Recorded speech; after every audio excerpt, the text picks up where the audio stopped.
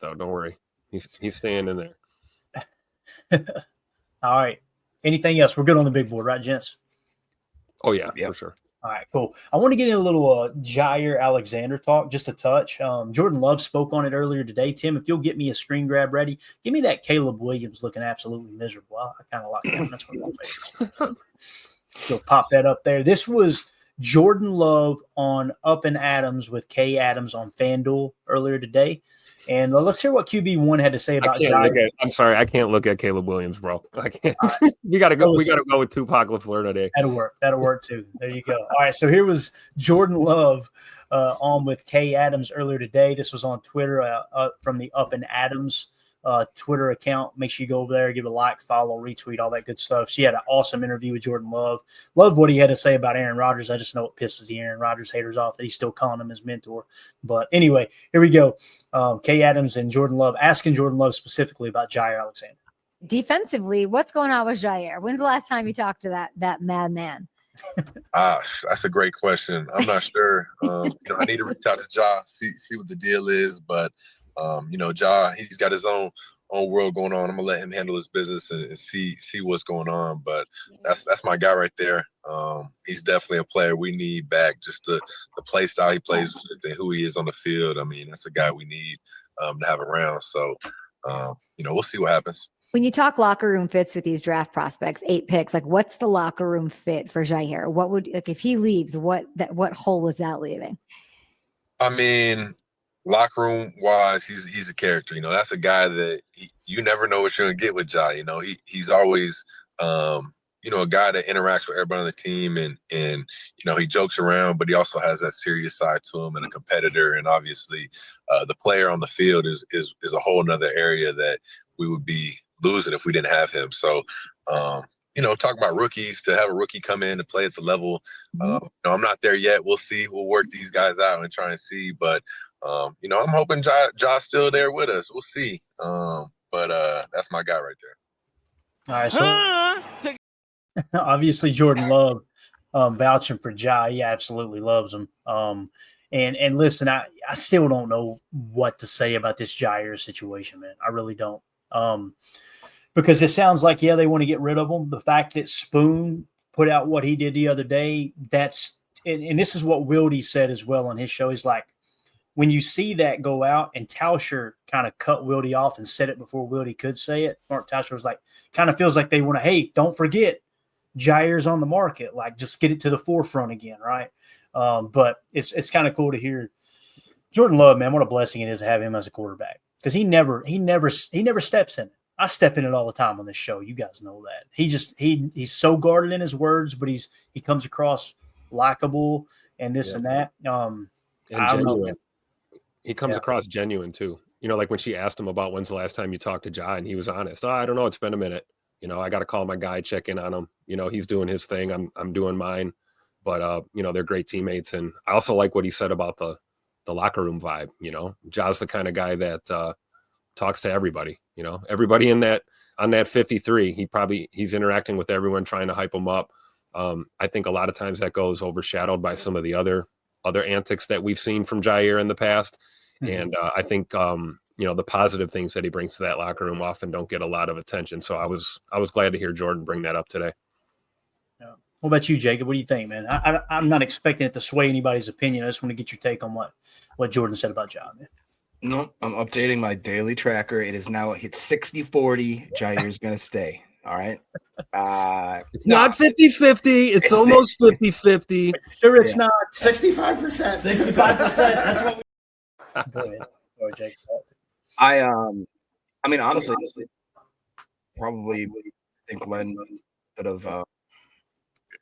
It's listen to the team talk about him. Like, everybody loves Jaire as a person. It seems like we're just trying to figure out what's going on as far as what's in his head, and if he's going to be able to put a bunch of drama and a bunch of nonsense aside and just show up and perform and be a good player again. I still would prefer him on the team if all things are equal. It seems like the closer we get to the draft, the more and more it seems in peril. Yeah, it's going to be interesting, man, because, again, I know some people were expecting maybe a draft night trade. But the problem with that is, in my opinion, is like I think teams want to see what they can get at corner if they are indeed going to trade him, right? Like if they're going to trade for Jaire, they want to see, can we get one of our guys in the draft? Now, after the draft, they go, crap, we weren't able to fill that need. Let's go get Jaire Alexander. Now, that to me makes the most sense.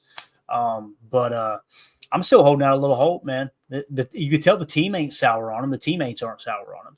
It just seems like Goody may have, according to Spoon and just reading the tea leaves, and we know Spoon is plugged in with Goody. Maybe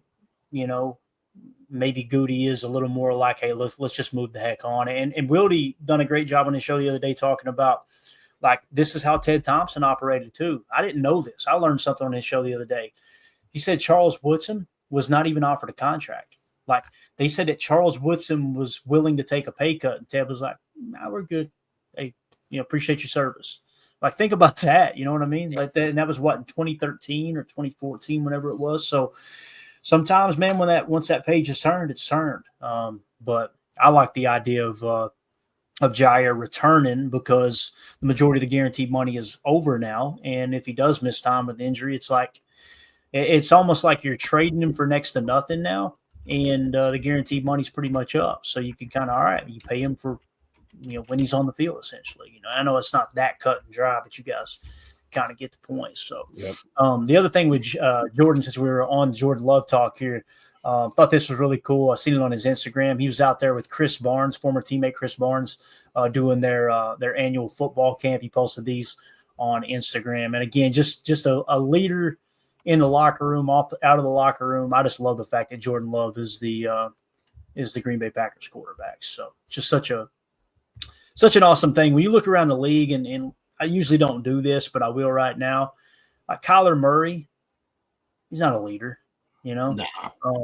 Caleb Williams laying on the ground and acting a fool, and now he came out recently and said, "Wait a minute, you never played Call of Duty with Kyler Murray? I mean, that's leadership, man. That's leadership. You're right. Leader.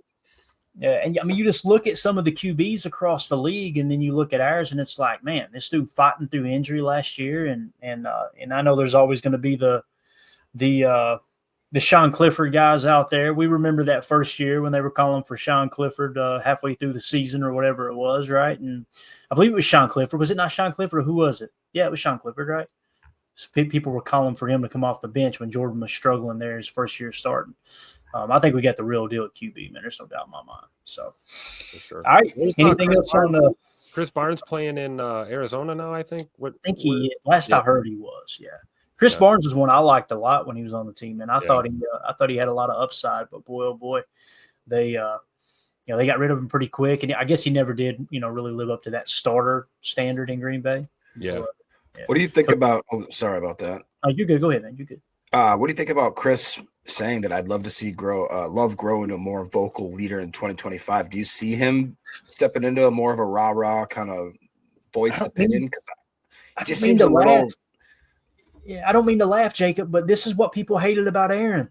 Yeah. It's like, Aaron just needs to shut up and play his position. He needs not worry about everything else, blah, blah. And then Aaron's gone, and now you got the quiet leader in Jordan. And it's this ain't a shot at Chris. I'm just saying this is normal.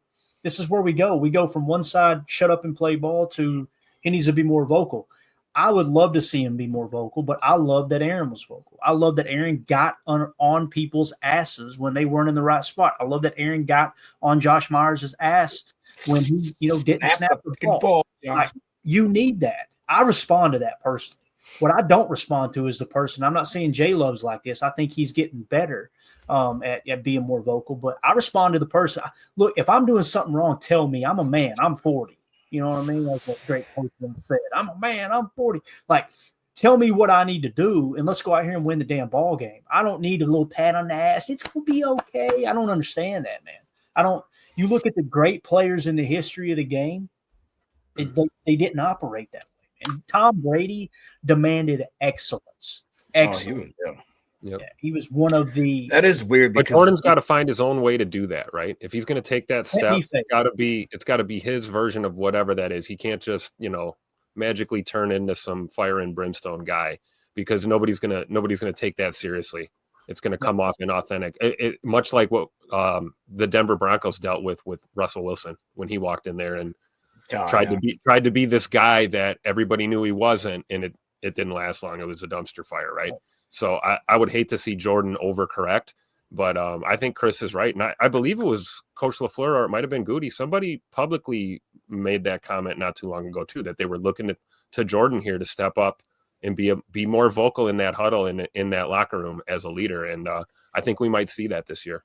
Yeah. Have you guys ever been in any sort of like sports situation or even maybe a work situation where like some random person who's clearly not the leader will speak up and try to give like this rah-rah speech, and you're all just like, shut the what is he doing?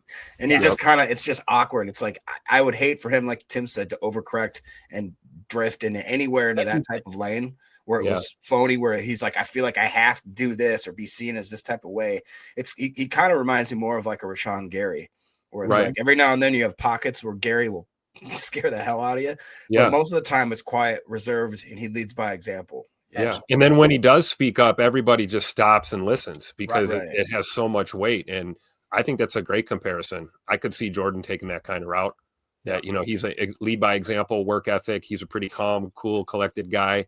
But hey, it might be time to bring that fire a little bit, at the right time. So hopefully we see him make that jump.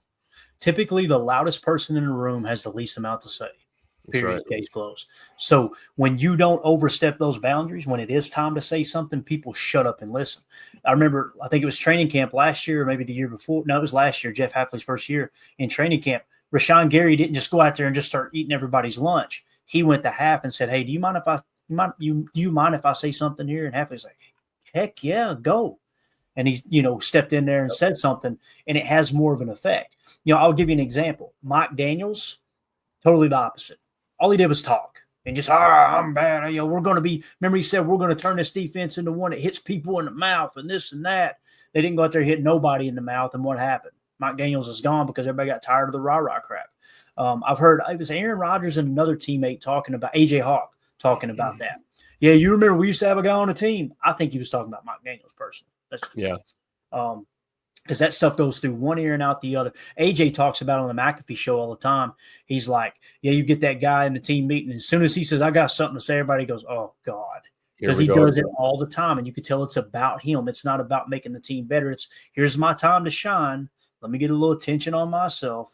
That type of thing. It's the worst. It can have a totally opposite effect on the team. And you got to show people that you care. You got to show people you're willing to work and put it. Like when Rashawn Gary speaks up, it matters because what do? He battled his, I don't care what fans say, he battled his ass off to get back from that ACL in record time and contribute to the team. And all he did was went out there and be the best pass rusher on the team, right?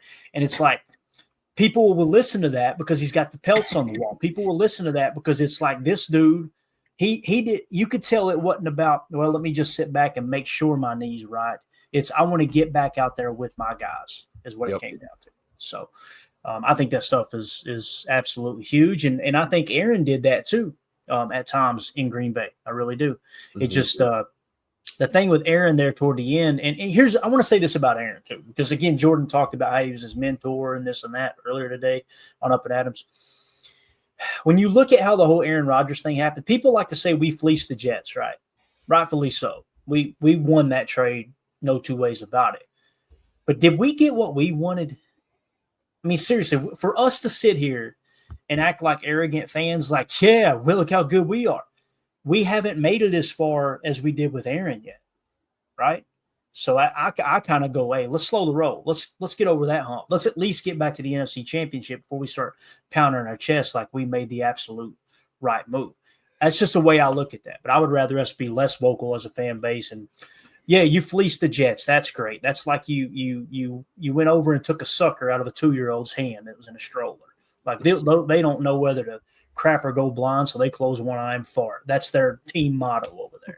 So just the whole thing, like pretending like, yeah, look how much better off we are. I don't see it that way. I don't. And I don't think Aaron being here would have made the difference. I love the Jordan Love pick. I love it. Like when they drafted him, I wasn't doing a podcast at the time. I wish I was, because y'all would have heard me go, hell yes. Yeah. That's when you draft the quarterback. Traded up to get him. Yes. Yeah. So, and again, because you've got those, it's talking about traits over production or production over traits. When it comes to quarterback, man, those traits don't just become attached to every quarterback, right? So you've got to go with the traits, develop them the right way. I think Goody did it at the right time. So don't take that the wrong way for sure. So Elder Grimm says that's the thing I've noticed with us Packer fans. We're either really nice or extremely entitled. LOL. Yeah, but hey man, when you got, what is it, Tim, 13 championships you always talk about, sir? When you got that many championships, it's easy to feel like you're, you know what I mean? Like, hey, we're at the top of the mountain. But like Tom Brady said, somebody asked him which one's your favorite ring. He said the next one, right? He said he heard that at Michigan. I think it was a coach said that at Michigan. He asked that coach at Michigan, which one's your favorite title? He said the next one. That's the mentality you got. That's the mentality you need in this new age NFL too, because it used to be, you never won a Super Bowl. Got to win a Super Bowl to be in the conversation. Then you win a Super Bowl, and then everyone says, "Oh, you only had one. You only had one ring." It's always about what's the next move, And it's a great example, Tommy Brady, with that quote. It's just classic. Yeah, definitely. All right, so there you go. We went a lot longer on that than I expected.